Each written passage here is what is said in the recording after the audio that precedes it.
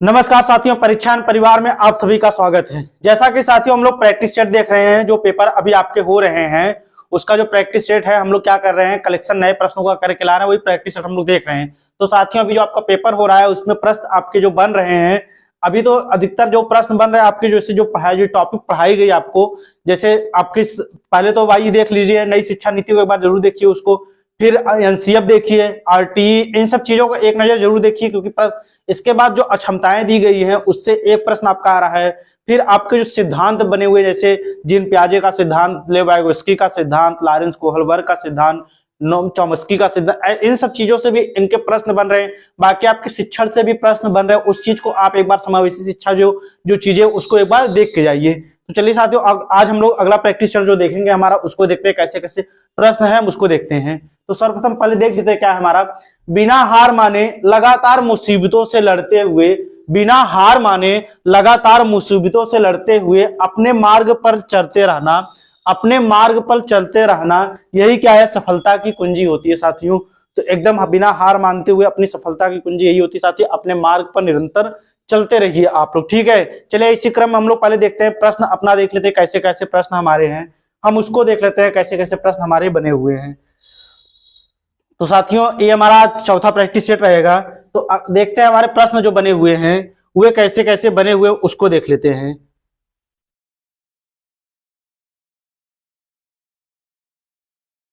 तो एक बार उसको देख लेते हैं कैसे कैसे हमारे प्रश्न बने हुए हैं। तो पहला प्रश्न हमारा जो दिया उसको देख लेते हैं, क्या दिया हुआ है हम उसको देखेंगे।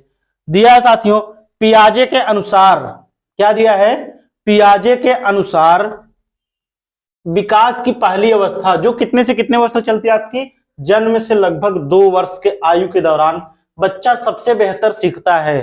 पियाजे की जो अवस्था है उसमें कहा है जन्म से लगभग 2 वर्ष आयु के दौरान सबसे अच्छा बेहतर बच्चा कब सीखता है।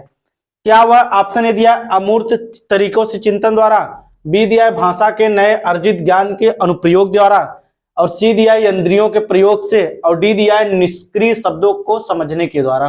तो पियाजे की जो पहली अवस्था होती है साथियों वो क्या होती है, 0 से 2 वर्ष चलती है, जिसे हम क्या कहते हैं, संवेदी परक अर्थात संवेदी गामक अवस्था कहते हैं।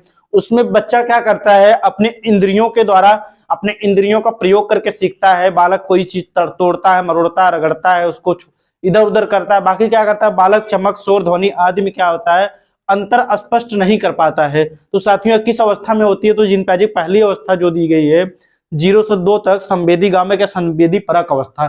तो बच्चा इसमें किससे सीखता है, सी ऑप्शन जो हमारा दिया गया है, क्या वो अपनी इंद्रियों के माध्यम से सीखता है। अगला क्वेश्चन देखते हैं क्या दिया साथियों। सबसे अधिक गहन और जटिल समाजीकरण होता है, सबसे अधिक गहन और जटिल समाजीकरण कब होता है, देखते हैं। क्या वह पूर्व बाल्यावस्था के दौरान होता है, क्या प्रौढ़ावस्था के दौरान होता है, क्या व्यक्ति के पूरे जीवन में होता है, क्या किशोरावस्था के दौरान होता है। तो साथियों क्या होता है कि सबसे अधिक गहन और जटिल समाजीकरण कब होता है, तो ये साथियों जैसा कि आपको पता होगा कि किसमें होता है। तो पहले हमारा क्या आता है, सहस्वावस्था, बाल्यावस्था, फिर इसके बाद आता है किशोरावस्था, जिसको स्टेनले ने क्या है, तूफान और तनाव की अवस्था कहा है, ठीक है। तो साथियों किसमें होता है सबसे अधिक, जो हमारा होता है सबसे गहन और जटिल समाजीकरण, जिसमें बच्चा क्या करता है, समाज में अपने को अच्छा बनने के लिए, समाज में अपने अनुभव को प्राप्त करने के लिए, लोगों को कार्यों को ऊपर उठाने के लिए खुद को सर्वश्रेष्ठ मानता है। तो किस अवस्था में होता है साथियों, ये हमारे होता है किशोरावस्था में होता है, ठीक है। तो ऑप्शन कौन सा हमारा सही होगा, डी ऑप्शन इसमें सही होगा। अगला क्वेश्चन देखते हैं क्या दिया है। आनुवंशिकता को सामाजिक संरचना माना जाता है, आनुवंशिकता को सामाजिक संरचना माना जाता है, क्या माना जाता है, गत्यात्मक माना जाता है कि प्राथमिक माना जाता है कि स्थिर माना जाता है कि गौण माना जाता है। तो साथियों आनुवंशिकता क्या होती है, ये हमें अपने माता पिता अर्थात पूर्वजों से क्या होती है, हमको प्राप्त होती है, जो कि ये क्या है, स्थिर होती है साथियों, क्या होती है, स्थिर सामाजिक संरचना होती है। और वही वातावरण क्या होता है, वातावरण हमारी प्रकृति, हमारे जो नेचर से प्राप्त होता है वो क्या होता है, गत्यात्मक होता है अर्थात गति प्रदान करता है साथियों। तो क्या होती है, आनुवंशिकता हमारी क्या होती है, स्थिर। ऑप्शन बी जो दिया है साथियों यही सही होगा, स्थिर सामाजिक संरचना होती है। ये क्या होती है, हमारे पूर्वज या हमारे माता पिता से क्या होते हैं, इसमें गुण पाए जाते हैं। अगला क्वेश्चन देखते हैं क्या दिया हमारा। दिया है सीखने का वह सिद्धांत जो पूर्ण रूप से और केवल अवलोकनीय व्यवहार पर आधारित है, सीखने के सिद्धांत से संबंध है। सीखने का वह सिद्धांत जो पूर्ण रूप से क्या है, अवलोकनी व्यवहार पर आधारित है, वह किससे संबंधित है देख लेते हैं साथियों। क्या वह व्यवहारवादी है, क्या संज्ञानवादी है, क्या रचनावादी है कि विकासवादी है।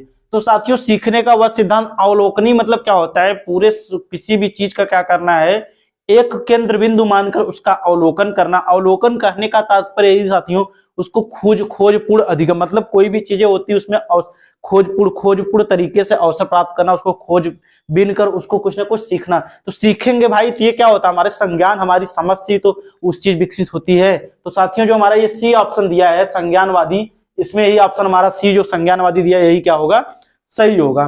चलिए अगला क्वेश्चन देखते हैं क्या दिया है। निम्नलिखित में से कौन सा समझ के लिए शिक्षण को प्रदर्शित नहीं करता है साथियों। निम्नलिखित में से कौन सा साथियों शिक्षण के लिए प्रदर्शित नहीं करता है। ऑप्शन ए दिया है समानता और अंतर देखने वाले सादृश्यता स्थापित करने के लिए विद्यार्थियों की सहायता करना। बी दिया है विद्यार्थियों को एकांकी तथ्य और प्रक्रिया को याद करने के योग्य बनाना। सी दिया है परिघटना या अवधारणा को अपने शब्दों में अभिव्यक्त करने के लिए विद्यार्थियों को कहना। और डी दिया है साथियों हमारा नियम कैसे काम करता है इसे स्पष्ट करने हेतु उदाहरण उपलब्ध कराने के लिए विद्यार्थियों को पढ़ाना। तो साथियों क्वेश्चन हमारा क्या है, निम्नलिखित में से कौन सा समझ के लिए शिक्षण को प्रदर्शित नहीं करता है। तो साथियों समानता और अंतर देखने और सादृश्यता स्थापित करने के लिए विद्यार्थियों को क्या करना है, सहायता करना। बिल्कुल सही बात है साथियों। इसके बाद क्या है, विद्यार्थियों को एकाकी तथ्य और प्रक्रियाओं को याद करना। साथियों यही क्या होगा, हमारा नहीं होगा। तो ऑप्शन जो हमारा दिया है यही नहीं होगा साथियों। बाकी इसमें क्या दिया है कि परिघटना अवधारणा को अपने शब्दों में अभिव्यक्त करना। कोई भी चीजें क्या होती है अपने, ये भी सही है। नियम कैसे कार्य करते हैं स्पष्ट करने उदाहरण आदि चीजों को देना, ये भी सही। बल्कि साथियों विद्यार्थियों एकांकित प्रक्रियाओं को याद करना, ये चीज नहीं होती साथियों। तो ऑप्शन जो बी हमारा दिया साथियों नहीं पूछा है तो यही क्या गलत है, और यहाँ पर बी ऑप्शन जो होगा सही होगा। कौन सा, विद्यार्थियों को एकांकी तथ्यों और प्रक्रियाओं को याद करने के योग्य बनाना। तो अगला क्वेश्चन देखते हैं। चलिए निम्नलिखित में से कौन सी विशेषता आंतरिक रूप से अभिप्रेरित बच्चों के लिए सही नहीं है साथियों। क्या पूछा है, निम्नलिखित में से कौन सी विशेषता आंतरिक रूप से अभिप्रेरित बच्चों के लिए सही नहीं है। ऐसे क्वेश्चन जब भी देखेंगे नहीं वाले उसको आप गोला कर ले, अंडरलाइन कर लीजिएगा, फिर उसको सॉल्व करिएगा, जिससे सॉल्व करने में आपको आसानी होगी। ऑप्शन ए दिया वे कार्य करते समय उच्च स्तर की ऊर्जा प्रदर्शित करते हैं, वे चुनौती भरे कार्यों को पसंद करते हैं, और क्या दिया, ये हमेशा सफल होते हैं, फिर दिया उन्हें कार्य करने की आनंद आता है। तो साथ ही कौन सी विशेषता आंतरिक रूप से अप्रेरित। आंतरिक रूप से अप्रेरित बच्चों का कहने का तात्पर्य ऐसे बच्चे जो प्रतिभाशाली होते हैं, क्या वो हमेशा सफल होते हैं। बिल्कुल बात गलत है साथियों, यही जो नहीं पूछा तो सी वाला ऑप्शन जो हमारा होगा यही क्या होगा, गलत होगा। और यहाँ पर सी जो दिया ऑप्शन ये हमेशा सफल होते हैं, ऐसा सही नहीं है साथियों, ये कहीं से सही नहीं है, सत्य नहीं है। ठीक है, ये प्रतिभाशाली वाले जो आंतरिक रूप से अप्रेरित होते हैं, ऐसा नहीं किया गया वो हमेशा सफल ही होते हैं। तो ऑप्शन कौन सा सही होगा, हमारा जो सी ऑप्शन दिया वही क्या होगा, सही होगा। अगला क्वेश्चन हम लोग देखते हैं क्या दिया है। एक शिक्षिका अपनी कक्षा को प्रतिभाशाली बच्चों की योग्यताओं की उपलब्धि चाहती है, अपने उद्देश्य की प्राप्ति के लिए उसे निम्नलिखित में से क्या नहीं करना चाहिए। साथियों इसमें भी ध्यान दीजिएगा, क्या नहीं करना चाहिए पूछा है। तो एक शिक्षिका अपनी कक्षा की प्रतिभाशाली बच्चों की योग्यताओं की क्या कर रही है, उपलब्धि चाहती है, उसे क्या नहीं करना चाहिए। देखते हैं साथियों क्या दिया है। विशेष ध्यान के लिए उन्हें समकक्षियों से अलग करना, उनकी सृजनात्मकता को समृद्ध करने के लिए उन्हें चुनौती देना। सी दिया है गैर शैक्षणिक गतिविधियों में आनंद लेना। और डी दिया क्या, तनाव को नियंत्रित करना सिखाना। तो साथियों जैसा कि जो हमारा प्रश्न दिया हुआ है, एक शिक्षिका अपनी कक्षा को प्रतिभाशाली बच्चों की योग्यताओं की उपलब्धि चाहती है, निम्नलिखित में से क्या नहीं करना चाहिए। तो उनकी सृजनात्मकता को समृद्ध करने में उनकी चुनौती देना, बिल्कुल सही बात है साथियों ये। फिर गैर शैक्षणिक गतिविधि सही है, तनाव को नियंत्रित करना सिखाना ये भी सही है, बल्कि विशेष ध्यान के लिए उन्हें समकक्षियों से अलग नहीं करना चाहिए साथियों, क्योंकि सभी बच्चों को क्या है, हमारी समावेशी शिक्षा सभी बच्चों को समान शिक्षा देती है। तो इसलिए क्या होगा, हमारा जो नहीं कहा तो ए ऑप्शन यही सही होगा, बाकी यहाँ पर यही गलत है। विशेष ध्यान के लिए उन्हें समकक्षियों से अलग करना, यही ऑप्शन क्या होगा, गलत होगा। तो ऑप्शन कौन सा हमारा, ए। अगला क्वेश्चन हमारा क्या दिया है, छोटे शिक्षार्थियों में निम्नलिखित में से कौन सा लक्षण पठन कठिनाई का नहीं है। पठन कठिनाई का नहीं है साथियों, छोटे शिक्षार्थियों में निम्नलिखित में से कौन सा लक्षण पठन कठिनाई का नहीं है। ऑप्शन ए दिया है शब्दों और विचारों को समझने में कठिनाई, बी दिया है सुसंगत वर्तनी में कठिनाई, सी दिया है वर्ड एवं शब्द पहचानने में कठिनाई, और डी दिया है पठन गति और प्रवाह में कठिनाई। तो छोटे बच्चों के लिए अर्थात प्राथमिक बच्चों के लिए बात कही गई साथियों, तो क्या नहीं है पूछा है, सुसंगत वर्तन कठिनाई सही बात है, इस वर्ड एवं पहचान ये भी सही है, पठन गति प्रवाह, बल्कि उनमें क्या होता है शब्दों और विचारों को समझने में क्या होती है, ऐसे बच्चे क्या होते हैं शब्दों और विचारों को पठन करने में अर्थात कौन से क्या होते हैं उसको पढ़ने में उनको क्या होती है कठिनाई होती है। तो साथियों नहीं पूछा, तुम्हारा ये ऑप्शन जो दिया यही क्या होगा यहाँ पर सही होगा, शब्दों और विचारों को उनको समझने में क्या होती है साथियों कठिनाई होती है। तुम्हारा ए ऑप्शन जो दिया यही क्या होगा इसमें सही है। चलिए अगला क्वेश्चन देखते हैं हमारा क्या दिया है, शिक्षार्थियों का आत्मनियमन की ओर संकेत करता है। शिक्षार्थियों का आत्मनियमन, स्वयं का नियमन, जो स्वयं से वो परीक्षण करते हैं, कोई चीज परीक्षण करके सीखते हैं, आदि कार्य करते हैं स्वयं से, वो चीजें क्या होती देख लेते हैं उसमें साथियों। विद्यार्थी निकाय द्वारा बनाए गए नियम विनिमय, बी दिया है स्व अनुशासन और नियंत्रण, सी दिया है अपने सीखने का स्वयं परीक्षण करने की उनकी योग्यता, और डी दिया है विद्यार्थियों के व्यवहार के लिए विनिमय बनाना। तो विद्यार्थियों का आत्मनियमन मतलब क्या होता है साथियों, आत्म मतलब क्या स्वयं का नियमन, स्वयं का नियमन, स्वयं के द्वारा कोई भी चीजों को सीखना, उनका अपने पर्यवेक्षण करके सीखना आदि चीजों के द्वारा क्या होता है। तो सी ऑप्शन जो हमारा दिया है साथियों यही क्या होगा इसमें सही होगा, अपने स्वयं का अपने सीखने का स्वयं परीक्षण करने की उनकी योग्यता जो होती है वही क्या करती है शिक्षार्थियों के आत्मनियमन की ओर क्या करती है हमको प्रेरित करती है। ठीक है साथियों, तो कौन सा ऑप्शन सही होगा, हमारा जो सी ऑप्शन दिया यही क्या होगा इसमें सही होगा। अगला क्वेश्चन क्या हमारा दिया देखते हैं, निम्नलिखित में से किस कथन को सीखने के लक्षण के रूप में नहीं माना जा सकता है, सीखने के लक्षण के रूप में नहीं माना जा सकता साथियों। ऑप्शन ए दिया है व्यवहार का अध्ययन सीखना है, अनअधिगम भी सीखने का एक हिस्सा है, सीखना एक प्रक्रिया है जो व्यवहार में मध्यस्थता करती है, डी दिया है सीखना कुछ ऐसी चीजें जो कुछ अनुभवों के परिणाम स्वरूप क्या होती घटित होती है। तो साथियों क्या पूछा है, सीखने के लक्षण के रूप में क्या है होता है नहीं माना जा सकता है। तो साथियों क्या होता है अनअधिगम सीखने का हिस्सा है, बिल्कुल सही बात है। सीखना एक प्रक्रिया जो व्यवहार में क्या होती है परिवर्तन होती है, ये भी सही है। सीखना कुछ ऐसी जो अपने अनुभवों के द्वारा भी प्राप्त होती है, ये भी सही है। बल्कि व्यवहार का अध्ययन सीखना ये क्या होता है ये नहीं होता है, क्योंकि साथियों क्या करते हैं हम व्यवहार का अनुकरण करके कोई चीज सीखते हैं, न कि व्यवहार का अध्ययन सीखना होता है। हम क्या करते हैं अपने दैनिक जीवन जो हमारे व्यवहार होते हैं उनका अनुकरण करके कुछ ना कुछ हम सीखते रहते हैं। तो साथियों नहीं पूछा, तो हमारा जो ए ऑप्शन दिया यही क्या होगा यहाँ पर सही होगा।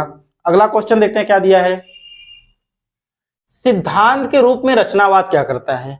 सिद्धांत के रूप में रचनावाद सूचनाओं को याद करने और पुनः स्मरण द्वारा जांच करने पर बल देता है, बी दिया है शिक्षक की प्रभुत्वशाली भूमिका पर बल देता है, सी दिया है साथियों अनुकरण की भूमिका पर केंद्रित है, और डी दिया है क्या दुनिया के बारे में अपना दृष्टिकोण निर्मित करने में शिक्षार्थी की भूमिका पर बल देता है। बिल्कुल सही बात है साथियों, इस ऑप्शन जो हमारा डी दिया है यही सही होगा, क्योंकि दुनिया के बारे में अपने दृष्टिकोण को क्या करना है निर्मित करने शिक्षार्थियों की भूमिकाओं पर क्या करता है वो बल देता है। क्योंकि रचनावाद कहने का तात्पर्य साथियों कि नई नई चीजों की खोज करना, नए नए कार्यों को करना, ये सब चीजें एक बच्चे के दृष्टिकोण में क्या होती हैं शामिल होती हैं। तो साथियों हमारा जो डी ऑप्शन होगा ये क्या होगा सही। बाकी ये सब ऐसे स्मरण नहीं करना साथियों, केवल शिक्षक पर बल देना नहीं है, अनुकरण की भूमिका पर केंद्रित ये भी नहीं होता रचनावाद। रचनावाद का ही मतलब होता है कि नवीन नई नई चीजों की अर्थात रचनात्मक कार्य, नए नए कार्यों को करना। तो इसमें डी ऑप्शन जो दिया हमारा दुनिया के बारे में अपना दृष्टिकोण निर्मित करने की क्या होती है भूमिका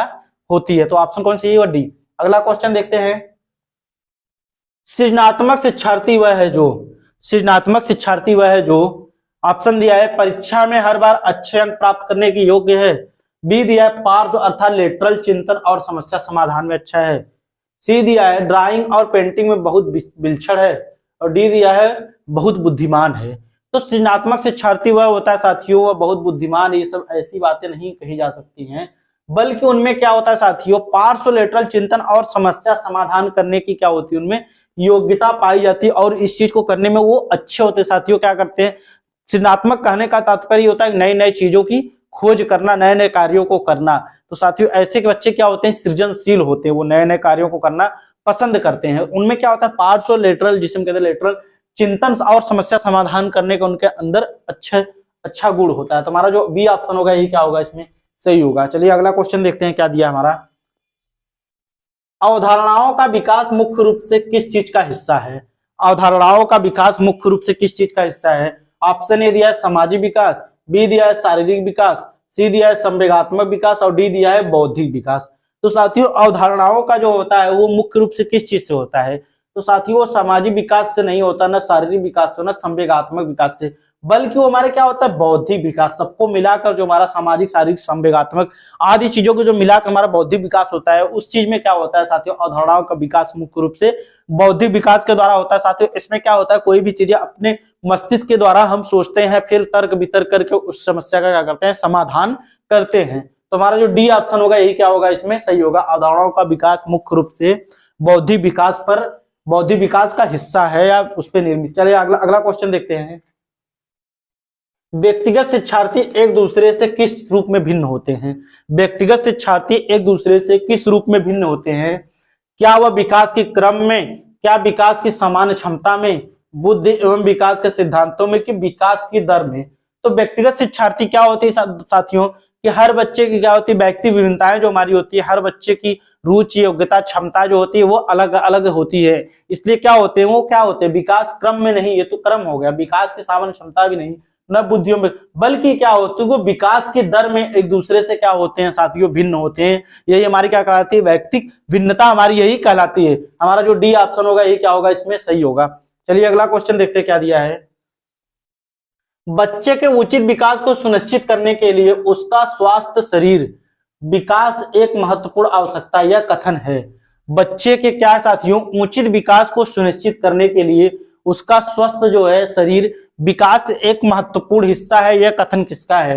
देखते साथियों सही है, क्योंकि विकास क्रम में शारीरिक विकास सबसे पहले स्थान पर आता है। बी दिया है सही है, क्योंकि शारीरिक विकास विकास के अन्य पक्षों के साथ अंतर संबंधित होता है। सी है गलत है, क्योंकि शारीरिक विकास विकास के अन्य किसी भी प्रकार से प्रभावित नहीं करता है। और डी क्या है गलत हो सकता है, क्योंकि विकास नितांत व्यक्तिगत मामला, ये सब साथियों गलत बात है बिल्कुल। बल्कि उसमें क्या होता है साथियों बच्चे के विकास सुनिश्चित करने के लिए उनका स्वस्थ शरीर एक विकास महत्वपूर्ण हिस्सा है, कथन क्या है सही है साथियों। क्योंकि क्या होता है शारीरिक विकास विकास के अन्य पक्षों के साथ क्या होता है जो विकास के अन्य पक्षों के साथ वो अंतर संबंधित होते हैं साथियों। हमारा जो बी ऑप्शन दिया यही क्या होगा इसमें सही होगा, क्योंकि शारीरिक विकास विकास के जितने भी शारीरिक, गतिक, मानसिक जो जितने भी पक्ष होते हैं बौद्धिक, आर्थिक, सब चीज से क्या होते हैं अंतर संबंधित, एक दूसरे से जुड़े होते हैं। बी ऑप्शन जो दिया हमारा वही सही होगा। अगला क्वेश्चन देखते हैं क्या है साथियों। इरफान खिलौनों को तोड़ता है और उसके पुर्जों को देखने के लिए उन्हें अलग अलग कर देता है, आप क्या करेंगे? एक इरफान एक बच्चा है, वो क्या करता है खिलौनों को तोड़ता है और उसके पुर्जों को करने के लिए उन्हें क्या करता है अलग अलग कर देता है। ऐसे में आप क्या करेंगे? उसके जिज्ञासु स्वभाव को प्रोत्साहित करेंगे और उसकी ऊर्जा को सही दिशा में संचालित करेंगे। बी दिया है उसे समझाएंगे एक खिलौनों कभी नहीं तोड़ना चाहिए। सी दिया है इरफान को खिलौने से कभी नहीं खेलने देंगे। डी दिया है उस पर हमेशा नजर रखेंगे। तो उस पर नजर रखेंगे, खेलने नहीं देंगे, तोड़ने नहीं देंगे, ये सब बातें आपकी क्या है साथियों गलत है। बल्कि क्या करेंगे उसके जिज्ञासु स्वभाव को हम प्रोत्साहित करेंगे और उसकी ऊर्जा को क्या करेंगे सही दिशा में संचालित करेंगे। अगर उस चीज को वो तोड़ मरोड़ कर अगर सीख रहा है तो हम उसको प्रोत्साहित करेंगे, आप इस चीज को अच्छा कर रहे हैं, कोई भी चीजों करके सीख रहे हैं। ठीक है साथियों, तो हमारा जो ऑप्शन ए होगा यही क्या होगा यहाँ पर सही होगा। अगला क्वेश्चन देखते हैं क्या दिया है। बच्चे के विकास के सिद्धांतों को समझना शिक्षक की सहायता करता है। बच्चे के विकास के सिद्धांतों को समझना शिक्षक की सहायता करता है। साथियों दिया है शिक्षार्थियों को क्यों पढ़ाना चाहिए औचित्य स्थापित करने में। बी दिया है शिक्षार्थियों के भिन्न अधिगम शैलियों को प्रभावी रूप में संबोधित करने में। सी दिया है शिक्षार्थियों को सामाजिक स्तर को पहचानने में। और डी दिया है शिक्षार्थी के आर्थिक पृष्ठभूमि को पहचानने में। तो साथियों हमारा प्रश्न क्या कहता है, बच्चे के विकास को सिद्धांतों को समझना शिक्षक की किस चीज में सहायता करता है। क्या शिक्षार्थियों को क्यों पढ़ना चाहिए औचित्य स्थापित करने में, कि शिक्षार्थियों को विभिन्न अधिगम शैली के रूप में उसको क्या करना है संबोधित करने में। हमारा जो बी ऑप्शन होता है साथियों यही सबसे सटीक उत्तर होगा। शिक्षार्थियों को क्या करना है भिन्न भिन्न अधिगम शैलियां होती है। बच्चे क्या होते हैं वो अलग अलग प्रकार से सीखते हैं, अलग अलग प्रकार से कोई भी कार्यों को सोचते हैं, समझते हैं, तर्क वितर्क करते हैं। सबकी रुचि, क्षमता, योग्यता, मस्तिष्क सबका क्या होता है अलग अलग होता है। तो इसमें क्या होता है अधिगम शैलियां भी क्या होती है अलग अलग तरीकों से कार्य करती है। तो हमारा जो बी ऑप्शन होगा वही क्या होगा इसमें सही होगा। अगला क्वेश्चन देखते हैं क्या दिया है। प्रत्येक शिक्षार्थी स्वयं में विशिष्ट होता है, इसका अर्थ है कि प्रत्येक शिक्षार्थी, प्रत्येक बच्चा स्वयं में विशिष्ट होता है, इसका क्या अर्थ है? ऑप्शन ए दिया है सभी शिक्षार्थियों के लिए एक समान पाठचर्या संभव नहीं है। बी दिया है एक विषम रूपी कक्षा में शिक्षार्थियों की क्षमताओं को विकसित करना असंभव है। सी दिया है कोई भी दो शिक्षार्थी अपनी योग्यताओं, रुचियों, प्रतिभाओं में एक समान नहीं होते। और डी दिया है शिक्षार्थियों में न तो कोई समान विशेषताएं होती है और न ही उसके सामान्य कोई लक्ष्य होते हैं। तो ये सब बातें क्या है साथियों, बिल्कुल गलत बातें कही गई हैं। इसमें क्या होगा, कोई भी दो शिक्षार्थी अपनी योग्यताओं, अपनी रुचि, अपनी क्षमताओं, अपने सब कुछ की रात क्या होते हैं, अलग अलग होती है। यही हमारी क्या व्यक्तिगत भिन्नताएं यही कहती है साथियों। तो हमारा जो सी ऑप्शन होगा इसमें यही का सही होगा। कोई भी दो विद्यार्थी क्या होते हैं, अपनी रुचि, अपनी क्षमता, अपनी योग्यता के अनुसार एक जैसे नहीं होते हैं। सभी की सोचने, तर्क वितर्क करने की क्षमताएं अलग अलग पाई जाती हैं। हमारा सी ऑप्शन जो होगा वही सही होगा। अगला क्वेश्चन देखते हैं क्या दिया है। पुरुष स्त्रियों की अपेक्षा ज्यादा बुद्धिमान होते हैं, यह कथन क्या दर्शाता है? पुरुष स्त्रियों की अपेक्षा ज्यादा बुद्धिमान होते हैं, यह कथन क्या दर्शाता है? क्या लैंगिक पूर्वाग्रह को प्रदर्शित करता है? बुद्धि के भिन्न पक्षों के लिए सही है। सी दिया है सही है और डी दिया सही हो सकता है। तो सही है, सही हो सकता है, बुद्धि कोई बात नहीं साथियों। ये क्या है, लैंगिक पूर्वाग्रह को दर्शा रहा है साथियों, क्योंकि इसमें कहा गया है पुरुष स्त्रियों की अपेक्षा ज्यादा बुद्धिमान होते हैं। ऐसी कोई भी बातें सत्य नहीं होती साथियों, बल्कि क्या होती, सभी बच्चे, सभी चाहे लड़की हो चाहे लड़के, सभी एक समान होते हैं। सबकी सोचने, तर्क करने, वितर्क करने, समझने की क्षमता एक जैसी होती है। व्यक्तिगत भिन्नता वो अलग बात होती है। और समावेशी शिक्षा यही कहती है सभी बच्चे उनके लिए एक समान होते हैं, सभी बच्चों के एक समान शिक्षा के अवसर को उपलब्ध कराना। तो साथियों ये क्या कर रहा है, लैंगिक पूर्वाग्रह को दर्शा रहा है। अगला क्वेश्चन देखते हैं क्या दिया है। क्रिस्टीना अपनी कक्षा को क्षेत्र भ्रमण पर ले जाती है और वापस आने पर अपने विद्यार्थियों के साथ भ्रमण पर चर्चा करती है, यह किस ओर संकेत करता है? क्रिस्टीना क्या करती है, अपनी कक्षा के जो छात्र होते हैं उनको भ्रमण पर ले जाती है और वापस आने पर विद्यार्थियों के साथ भ्रमण पर वापस आने पर वह चर्चा करती है। तो क्या चर्चा किस ओर संकेत? आकलन के लिए सीखना, आकलन का सीखना, कि सीखने का आकलन, कि सीखने के लिए आकलन? आकलन के लिए सीखना नहीं होगा साथियों, आकलन सीखना नहीं, सीखने। यह क्या होता है, सीखने का आकलन। अगर शिक्षिका क्रिस्टीना क्या करती, बच्चों को कहीं क्षेत्र भ्रमण पर ले जाती है, फिर आने के बाद क्या करती है, उनसे वहां पे जो चीजें उन्होंने देखी उसका अवलोकन, जो चीजें उन्होंने किया उसको उसके बारे में पूछती है, बच्चे फिर बताते हैं। बाद में क्रिस्टीना क्या करती है, उनकी जो कमजोरियां होती है, जो चीजें वो नहीं समझ पाते हैं, उसको जानकर उसको सही चीजों के बारे में उनको दिशा दिखाती है, सही बातों को क्या करती है, बताती है। तो क्या होता है, सीखने का आकलन होता है साथियों। जो सी ऑप्शन दिया है क्या होगा हमारा सही होगा। चलिए अगला क्वेश्चन देखते हैं। मानव विकास कुछ विशेष सिद्धांतों पर आधारित है, निम्नलिखित में से कौन सा मानव विकास का सिद्धांत नहीं है साथियों? मानव विकास का सिद्धांत निम्नलिखित में से कौन सा नहीं है? ऑप्शन ए दिया सामान्य से विशिष्ट, बी दिया प्रतिवर्ती, सी दिया निरंतरता और डी दिया अनुक्रमिता। तो सामान्य से विशिष्ट बिल्कुल होता है, निरंतरता होता है, अनुक्रमिता होता है, बल्कि प्रतिवर्ती नहीं होता। विकास क्या होता है, एक समान गति से चलता है। सभी बच्चों में क्या होता है, एक समान गति से चलता रहता है। बल्कि प्रतिवर्तित क्या होता है, पूर्व से प्रारंभ नहीं होता। विकास क्या होता है, अब फिर से नहीं होता। उसमें कोई भी चीजें होती है एक क्रम होता है, निरंतर क्या होता है, लगातार जीवन पर्यंत क्या होता है, विकास चलता रहता है। तो नहीं पूछा साथियों, तो हमारा जो बी ऑप्शन होगा प्रतिवर्ती, यही विकास का सिद्धांत नहीं है। अगला देखते हैं क्या दिया है।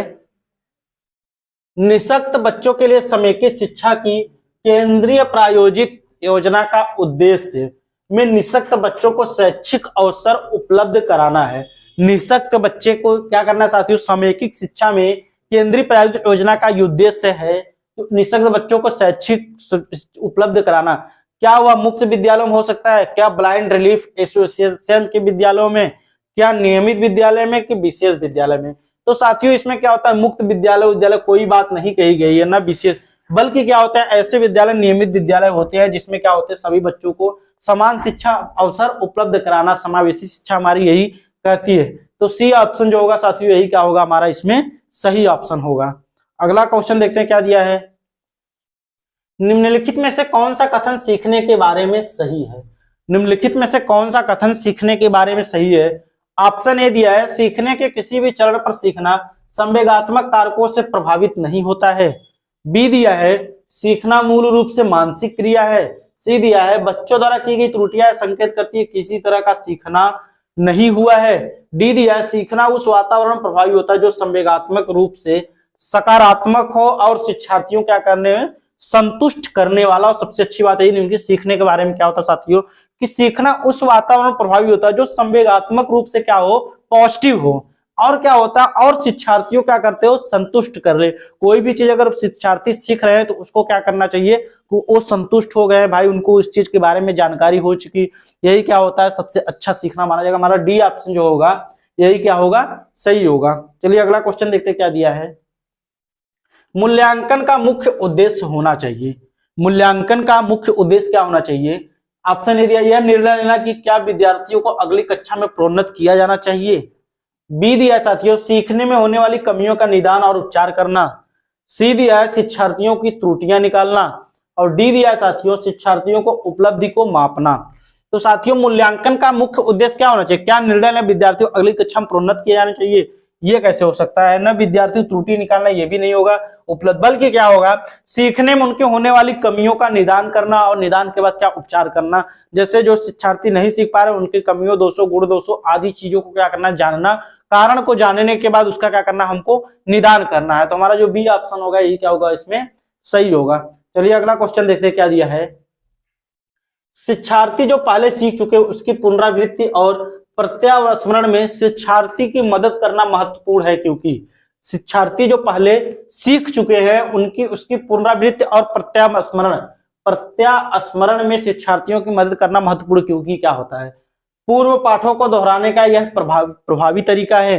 बी दिया है साथियों, यह शिक्षार्थियों की स्मृति को बढ़ाता है जिससे सीखना सुदृढ़ होता है। सी दिया है, यह किसी भी कक्षा अनुदेशन के लिए सुविधाजनक शुरुआत है। और डी दिया है, नई जानकारी को पूर्व जानकारी से जोड़कर सीखने को क्या करता है, समृद्ध बनाता है। सबसे अच्छी बात आपकी यही होगी कि कोई भी चीजें क्या करते हैं, अगर हमारे नई चीजों को सीख रहे हैं, अगर अपने पूर्व ज्ञान से जोड़कर उसको सीखेंगे, वो सीखना हमारे लिए क्या होगा, समृद्ध होगा। तो हमारा जो डी ऑप्शन होगा साथियों यही क्या होगा, इसमें सही होगा। नई जानकारी को पूर्व जानकारी से जोड़कर उसको सीखने को समृद्ध बनाना। चलिए अगला क्वेश्चन देखते हैं। तो साथियों इसमें डी आंसर हमारा जो होगा यही सही होगा। अगला क्वेश्चन क्या है, सृजनात्मक उत्तरों के लिए आवश्यक है। सृजनात्मक उत्तरों के लिए क्या आवश्यक है, मुक्त उत्तर वाले प्रश्न, एक अत्यंत अनुशासित कक्षा, प्रत्यक्ष शिक्षण एवं प्रत्यक्ष प्रश्न, विषय वस्तु आधारित प्रश्न। तो विषय वस्तु आधारित सृजनात्मकता की बात कही साथियों, इसमें आपको क्या मिलेगा, मुक्त उत्तर वाले प्रश्न मिलेंगे। बच्चे क्या होते हैं, सृजनात्मक मतलब सृजनशील होते हैं, प्रतिभाशाली बच्चे आते हैं। ऐसे में प्रतिभाशाली जो बच्चे जो होते हैं नई नई चीजों की खोज करते हैं, नए नए चीजों को पढ़ते हैं, सीखते हैं, उसमें ऐसे मतलब प्रश्न बनते हैं, मुक्त उत्तर वाले प्रश्न बनते हैं। कि जैसे कि कोई निबंध लिख के आइए भाई, पर्यावरण पर इसके बारे में निबंध लिख के लाइए, इसमें क्या क्या चीजें होती है, कैसे कैसे चीजें होती है, प्रदूषण क्या होता है, प्रदूषण के बारे में लिखिए। इन सब चीजों क्या होता है, ये सब मुक्त उत्तर वाले प्रश्न होते हैं। और बच्चा क्या होता है, इसमें अपसारी होता है। इस चीज को एकदम क्लियर कर लीजिएगा कि बच्चा क्या होता है, अपसारी होता है साथियों। उसकी सोच क्या होती है, अपसारी सोच होती है। तो ऑप्शन कौन सा सही होगा, हमारा जो ए ऑप्शन दिया यही क्या होगा साथियों, सही होगा। चलिए अगला क्वेश्चन देखते हैं हमारा क्या दिया है। दिया है साथियों, शिक्षार्थियों को के लिए प्रोत्साहित नहीं करना चाहिए। शिक्षार्थियों को के लिए प्रोत्साहित नहीं करना चाहिए। ऑप्शन ए दिया, पाठ सहगामी क्रियाओं में हिस्सा लेने के लिए, जो पूछ सकते हैं उन सभी प्रश्नों को उत्तर याद करने के लिए। सी दिया है, कक्षा के अंदर और बाहर अधिक से अधिक प्रश्न पूछने के लिए, समूह कार्य में दूसरे शिक्षार्थियों के साथ सक्रिय रूप से अंतः क्रिया करने के लिए। तो किस चीज के लिए शिक्षार्थियों को प्रोत्साहित नहीं करना चाहिए, शिक्षार्थियों को कम समूह रूप में ये करना चाहिए साथियों, कक्षा के अंदर ये भी करना चाहिए, पाठ सहगामी ये भी, बल्कि जो पूछ सकते हैं उन सभी प्रश्नों को उत्तर याद करने के लिए नहीं साथियों, बल्कि एक शिक्षक को उनको प्रोत्साहित करना चाहिए कि कोई भी विषय वस्तु हो उस चीज को क्या करे, अगर समझ कर उस चीज को वो समझेंगे, समझ कर करेंगे तो सीखना उनके लिए अस्थायी होगा साथियों, और अच्छी से उस चीज को समझ लेंगे, न कि याद करके। शिक्षक को हमेशा प्रोत्साहित करना चाहिए कि बच्चे कोई भी चीज समझ कर सीखें। तो हमारा जो बी ऑप्शन होगा यही क्या होगा, गलत होगा साथियों। यहाँ पर नहीं पूछा तो यही सही होगा। यहाँ पर जो पूछ सकते हैं सभी प्रश्नों के उत्तर देना, उत्तर नहीं याद करना है साथियों। चलिए अगला क्वेश्चन देखते हैं। निम्नलिखित में से कौन सा रचनात्मक आकलन के लिए उचित उपकरण नहीं है साथियों। रचनात्मक आकलन के लिए उचित उपकरण नहीं है। ऑप्शन ए दिया है सत्र परीक्षा, बी दिया है प्रश्नोत्तरी और खेल, सी दिया है दत्तकार और डी दिया है मौखिक प्रश्न। तो रचनात्मक आकलन में आपके सत्र परीक्षा होती है, दत्त कार्य होते हैं, मौखिक प्रश्न होते हैं, उसमें प्रश्नोत्तरी और खेल ये सब चीजें नहीं शामिल होती साथियों। क्या होता है इसमें? प्रश्नोत्तरी और खेल नहीं शामिल होती रचनात्मक आकलन में। रचनात्मक आकलन में आपका सत्र परीक्षा, दत्त कार्य, मौखिक परीक्षाएं इत्यादि क्या होती है? शामिल होती है। तो हमारा जो नहीं पूछा तो बी ऑप्शन हमारा क्या होगा? सही होगा। अगला क्वेश्चन देखते हैं क्या दिया है साथियों। विद्यार्थियों को सीखने में जो रिक्तियां रह जाती है उनके निदान के बाद हमेशा क्या होना चाहिए? विद्यार्थियों के सीखने में जो रिक्तियां रह जाती है उनके निदान के बाद हमेशा क्या रहना चाहिए? देखते हैं साथियों, सभी पाठों को व्यवस्थित रूप से दोहराने की बात तो ऐसे ही गलत है। ये शिक्षार्थियों और अभिभावकों को उपलब्धि के बारे में बताना, ये सब उतनी सही नहीं। समुचित उपचारात्मक कार्य करना, सघन अभ्यास करना, अभ्यास नहीं करना ना अभिभावक को ऐसी चीजें बताना है, बल्कि क्या करना साथियों, ऐसे में क्या होता है समुचित उपचारात्मक, उनके कारण जो वो क्यों नहीं सीख पा रहे हैं उनके कारणों को हम जानने के बाद क्या करेंगे? समुचित रूप से उसका क्या करेंगे? निदान करेंगे, उपचार करेंगे। तो हमारा सी ऑप्शन जो होगा ये क्या होगा? सही होगा। चलिए आज का लास्ट क्वेश्चन देखते हैं साथियों। भारतीय समाज की बहुभाषी विशेषता को देखा जाना चाहिए। भारतीय समाज की बहुभाषिकता को देखा जाना चाहिए साथियों। विद्यार्थियों को सीखने के लिए प्रेरित करने तो शिक्षक देखा योग्यता चुनौती के रूप में। बी दिया है शिक्षार्थियों के लिए विद्यालयी जीवन के एक जटिल अनुभव के रूप में बनाने के लिए कारक के रूप में। सी दिया है शिक्षण अधिगम प्रक्रिया में बाधा के रूप में। डी दिया है विद्यालय जीवन को समृद्ध बनाने के लिए संसाधन के रूप में। तो भारतीय समाज की बहुभाषिकता को हम क्या कर सकते हैं? क्या विद्यार्थियों को प्रेरित देखा योग्यता के रूप में चुनौती नहीं देना साथियों, न उनके जीवन जटिल बनाना, न उनमें बाधा उत्पन्न करनी, बल्कि क्या होता है विद्यार्थी जीवन को समृद्ध बनाने के लिए उसको संसाधन के रूप में हमको देखा जाना चाहिए। तो हमारा जो डी ऑप्शन होगा साथियों ये क्या होगा? सही होगा। तो साथियों ये थे हमारे 30 प्रश्न जो समाप्त हुए। आप हमारे चैनल को क्या कीजिए? सब्सक्राइब कीजिए, लाइक कीजिए, कमेंट कीजिए और जमकर शेयर कीजिए। तो साथियों आज के लिए बस इतना ही। आप सभी का बहुत बहुत धन्यवाद।